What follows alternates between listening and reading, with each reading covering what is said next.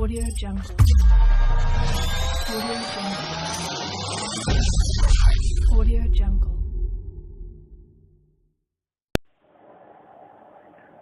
Hi friends, welcome to tech code channel. Friends, ఈరోజు మనం discuss చేసుకోబోయే లెసన్ ఏంటంటే how to create image gallery.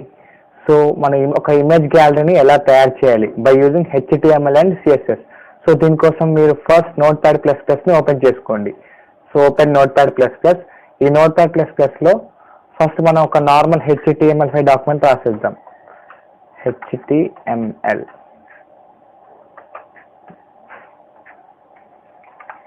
So ఇక్కడ నేను ఒక నార్మల్ HTML డాక్యుమెంట్ రాస్తాను. దీనికి స్టైల్ షీట్ అనేది లింక్ చేసుకుంటున్నాను. So I'm linking the external style sheet and named as demo.css. ఒక ఎక్స్టర్నల్ స్టైల్ షీట్ని తీసుకొని దానికి demo.css అని నేమ్ ఇచ్చేసాను. ఇప్పుడు మనం ఇమేజ్ గ్యాలరీని తయారు చేద్దాం. సో దీనికోసం ఏం చేస్తామంటే first div class container, image hold చేయడానికి ఒక కంటైనర్ తీసుకుంటాం. దాని క్లాస్ నేమ్ ఇచ్చేసి కంటైనర్. నెక్స్ట్ ఈ కంటైనర్లో ఏముండాలి, ఫస్ట్ మనకి కంటైనర్లో ఇమేజ్ ఉండాలి. So image source. So image source ఎక్కడ నుంచి మనకు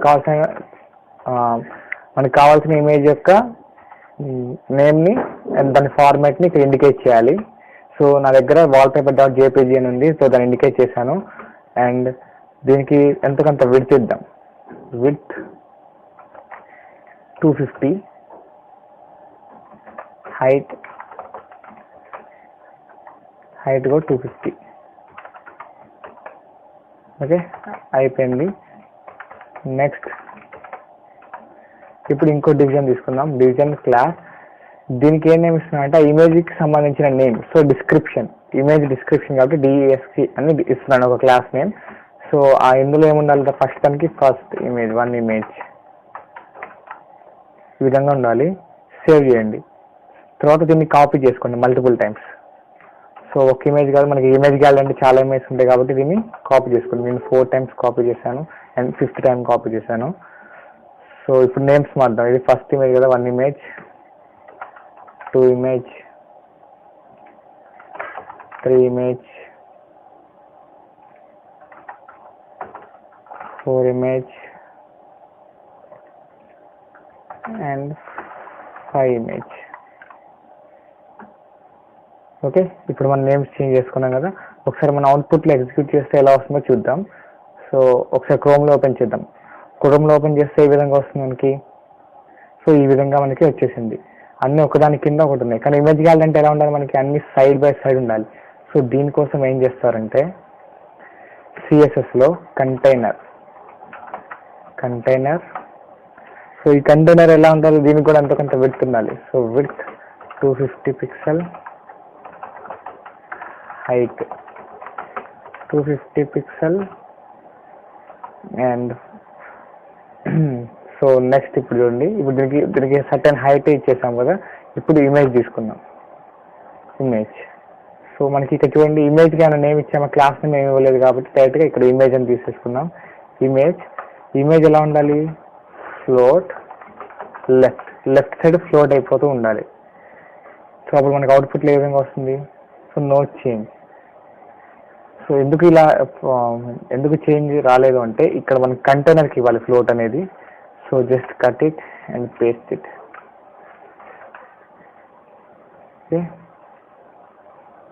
ఓకే, మనం కంటైనర్కి ఇస్తే ఫ్లోట్ లెఫ్ట్ అనేది మొత్తం ఈ విధంగా వస్తుంది. సో ఇమేజ్గా మనకి డిస్టెన్స్ అనేది లేదు. సో మనం డిస్టెన్స్ ప్రొవైడ్ చేయాలంటే సింపుల్గా మార్జిన్. సో ఇమేజ్ కాబట్టి ఇమేజ్ ప్రాపర్టీస్లో ఏదంటే మార్జిన్ 5 పిక్సెల్ మార్జిన్ అని ఇస్తే చూడండి మనకి ఏ విధంగా వస్తుందో. సో ఇక్కడ ఏం జరిగిందంటే మనం ఇమేజ్కి ఇచ్చాం. ఇమేజ్కి ఇచ్చినప్పుడు నో చేంజ్. సో ఇదంతా ఏంటి, మనకి కంటైనర్ లోపల ఇమేజ్ ఉంది కదా. సో కంటైనర్కి ఇవ్వాలి, ఇమేజ్కి కాదు. మనం ఇవ్వాల్సింది కంటైనర్కి. సో ఇక్కడ సింపుల్గా కట్ చేసేసి కంటైనర్. ఎందుకంటే ఇమేజ్కి ఇస్తే మనకి ఏం ఎఫెక్ట్ లేదు. ఎందుకంటే మనం అక్కడ క్లాస్ ఇమేజ్ అనేది కంటైనర్లో తీసుకున్నాం కాబట్టి కంటైనర్కి ఇవ్వాలి మార్జిన్ అనేది.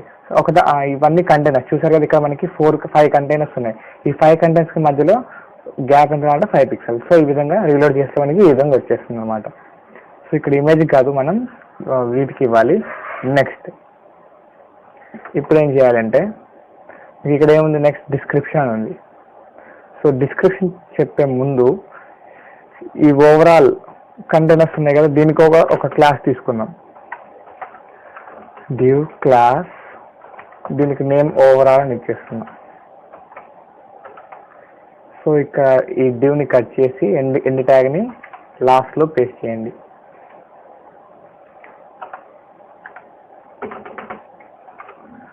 సో ఇలా లాస్ట్లో పేస్ట్ చేసిన తర్వాత ఒకసారి మనం చూద్దాం ఏ విధంగా వస్తుందో. సో ఇప్పుడు ఓవరాల్ అనేది మనం ఇచ్చేస్తాం కదా, ఈ ఓవరాల్ కూడా కొంచెం ఎఫెక్ట్స్ ఇద్దాం. ఓవరాల్, సో ఈ ఓవరాల్లో మనకి ఏ ప్రాపర్టీస్ ఉండాలి అంటే బార్డర్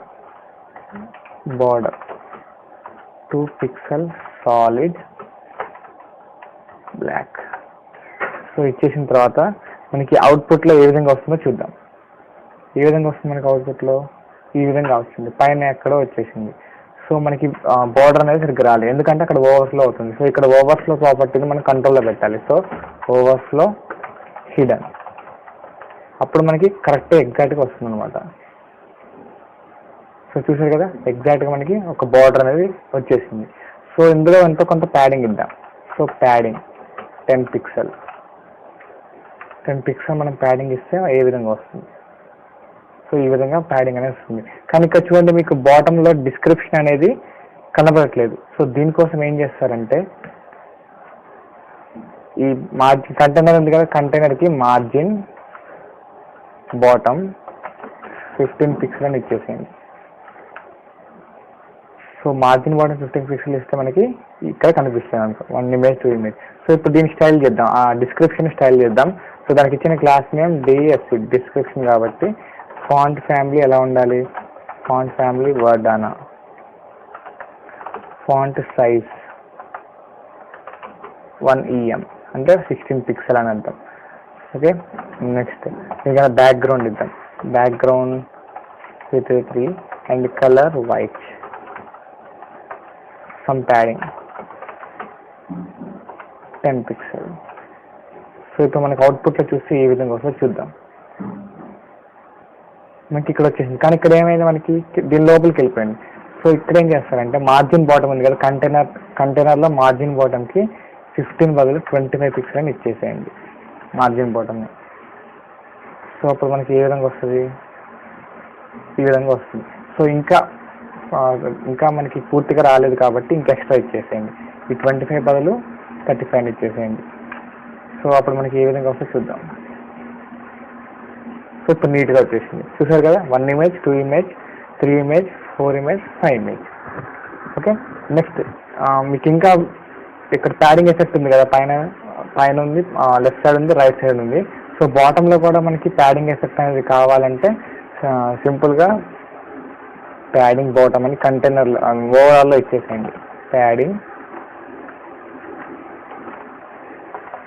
బాటమ్ ఒక 10 పిక్సెల్. సో అప్పుడు మనకి ఏ విధంగా వస్తే చూడండి అవుట్పుట్లో ఏమైనా చేంజ్ ఇచ్చిందా. సో ఏం చేంజ్ రాలేదు. ఎందుకు అంటే ఇక్కడున్న ప్యాడింగ్ ప్రాపర్టీ అన్నిటికీ అవైలబుల్ ఉంది. సో ఒకసారి ఈ ప్యాడింగ్ ప్రాపర్టీ మనం ఇచ్చామంటే ప్యాడింగ్ బాటమ్ అనేది ఇక్కడ పనిచేయదు. ఓకే ఫ్రెండ్స్, సో ఈ విధంగా మనం ఒక ఇమేజ్ గ్యాలరీని ఎన్ని ఫొటోస్ కావాలంటే అన్ని ఫొటోస్. సో మీకు ఇంకా ఎక్స్ట్రా యాడ్ చేసి చూపిస్తాను. సేమ్ ప్రాపర్టీస్ ఉంటే సేమ్ ప్రాపర్టీ ఉంటే సరిపోతుంది.